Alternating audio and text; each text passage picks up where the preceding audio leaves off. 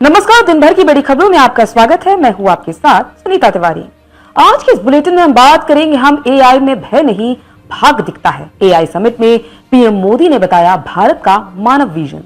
फिर बात करेंगे कर्नाटक में करोड़ों रुपए की जमीन बेहद कम दाम में गांधी परिवार को दी गई, भाजपा का कांग्रेस पर बड़ा आरोप। और बुलेटिन के आखिर में बात होगी यूपी विधानसभा में मंत्री संजय निषाद और सपा विधायकों में हुई तीखी बहस।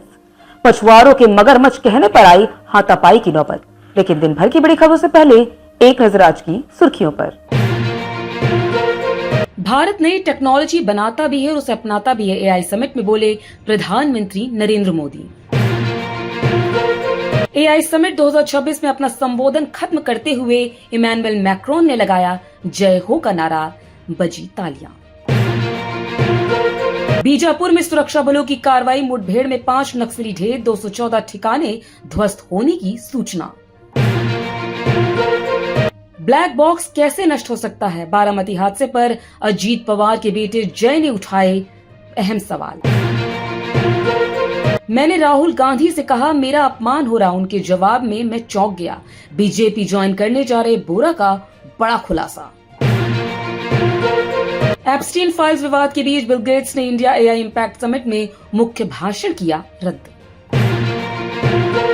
विशाखापट्टनम में भारतीय नौसेना की ताकत, आईएफआर में 70+ देशों ने देखा भारत का समुद्री दम, राष्ट्रपति द्रौपदी मुर्मू ने किया अवलोकन। आरएसएस प्रमुख मोहन भागवत से मिले उत्तर प्रदेश के मुख्यमंत्री योगी आदित्यनाथ, आधे घंटे तक हुई बातचीत, 2027 चुनाव पर हुई चर्चा। दिल्ली के 3 स्कूलों को बम से उड़ाने की मिली धमकी, ईमेल आते ही एक्टिव हुआ साइबर सेल।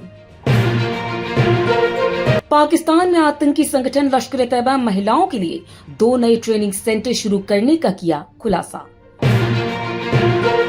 ये तो थी सुर्खियां। विस्तार से बात करते हैं दिन भर की बड़ी खबरों की। प्रधानमंत्री नरेंद्र मोदी ने आज दिल्ली के भारत मंडपम में इंडिया एआई इम्पैक्ट समिट 2026 का उद्घाटन कर दिया है। आज इस शिखर सम्मेलन के औपचारिक उद्घाटन में पीएम मोदी ने संबोधित किया।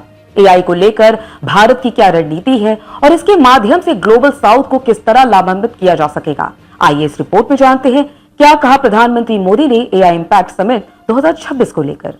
बता दें कि इसके बारे में प्रधानमंत्री मोदी ने ग्लोबल लीडर्स के बीच अपना संबोधन दिया। समिट को संबोधित करते हुए पीएम मोदी ने कहा, दुनिया की सबसे बड़ी और ऐतिहासिक एआई इम्पैक्ट समिट में आपका हार्दिक अभिनंदन है। भारत दुनिया की सबसे बड़ी युवा आबादी का देश है, सबसे बड़े टेक टैलेंट पूल का केंद्र है या सबसे बड़े टेक इनबिल्ट इकोसिस्टम का उदाहरण है। प्रधानमंत्री ने भारत को एआई के क्षेत्र में अग्रणी बनाने की दिशा में युवा प्रतिभा, तकनीकी क्षमता और नीतिगत स्पष्टता पर जोर दिया। प्रधानमंत्री नरेंद्र मोदी ने कहा, India AI impact summit Bharat में होना भारत के साथ ही पूरे ग्लोबल साउथ के लिए गर्व का विषय है। कुछ लोग एआई में भय देखते हैं तो कुछ इसे भाग्य मानते हैं, लेकिन भारत एआई में भविष्य देखता है। उन्होंने एआई को लोकतांत्रिक बनाने, इसे सभी के लिए सुलभ बनाने और मानव को कच्चा माल न बनने देने की आवश्यकता पर बल दिया। प्रधानमंत्री मोदी ने कहा, मानव इतिहास में हर कुछ शताब्दियों के बाद एक टर्निंग पॉइंट आता है और वो सभ्यता की दिशा रीसेट करता है और वहीं से विकास की रफ्तार बदलती है, सोचने समझने और काम करने का तरीका बदलता है। वर्तमान पीढ़ी के साथ ही हमें इस बात की भी चिंता करनी है कि आने वाली पीढ़ियों के हाथों में हम एआई का क्या स्वरूप सौंप कर जाएंगे।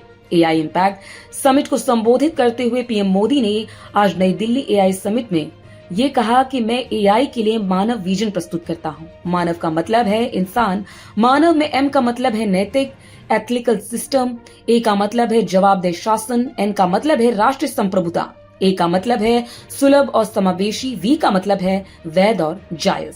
कर्नाटक की सिद्धरामैया सरकार पर एक और जमीन घोटाला करने का आरोप लग गया है। भाजपा ने आरोप लगाया कि कर्नाटक में करोड़ों रुपए के नगर निगम के प्लॉट बेहद कम दाम पर कांग्रेस भवन ट्रस्ट को दिए गए।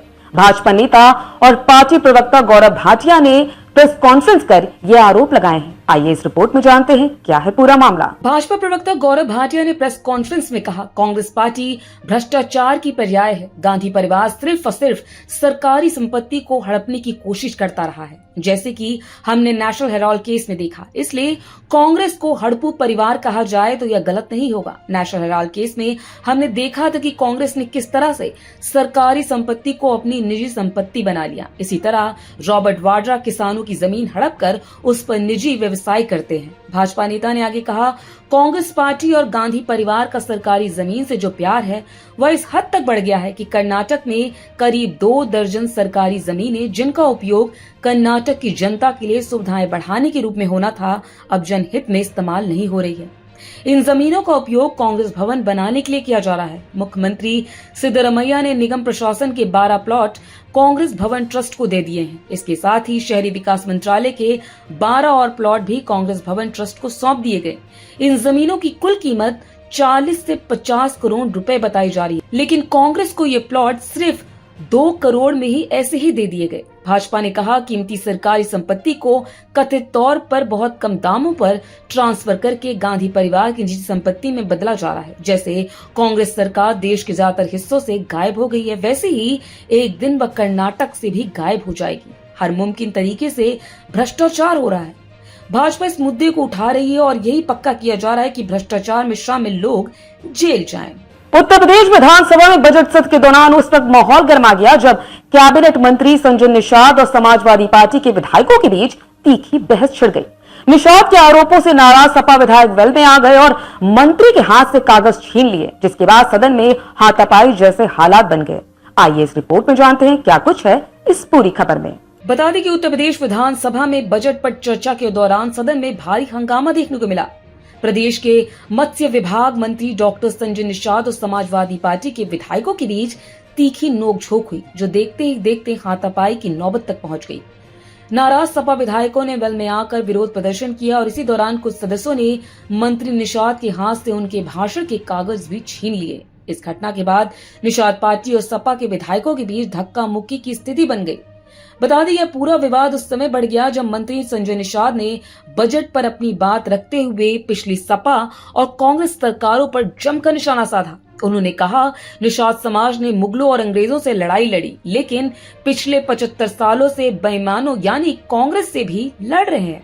डॉक्टर निषाद ने सपा पर हमला बोलते हुए कहा कि 30 साल से सत्ता में इन लोगों ने मछुआ समाज के लिए 1 रुपया भी नहीं दिया। उन्होंने कहा कि केंद्र की पिछली सरकारों ने 67 साल में पूरे देश के लिए 3000 करोड़ दिए, लेकिन यूपी ने कुछ नहीं दिया। उन्होंने सपा पर तंज कसते हुए कहा, हमारे विभाग में एक मछुआ पद हुआ करता था, उसे उर्दू अनुभाग में भर्ती कर दिया क्या?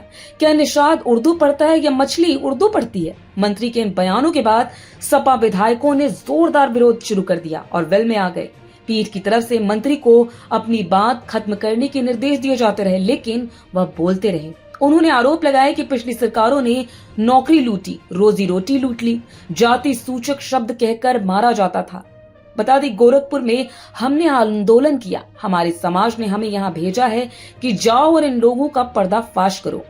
मंत्री निषाद ने नेता प्रतिपक्ष माता प्रसाद पांडे द्वारा राज्यपाल के अभिभाषण पर अपने वक्तव्य के दौरान इस्तेमाल किए गए जाति सूचक शब्द की तरफ इशारा करते हुए कहा, अपने नेता से कहिए माफी मांगे, अगर नहीं मांगते हैं तो SC/ST एक्ट में मुकदमा दर्ज करवा दिया जाएगा। तो आज इस बुलेटिन में इतना ही। आप देखते रहिए दी लोकसभा।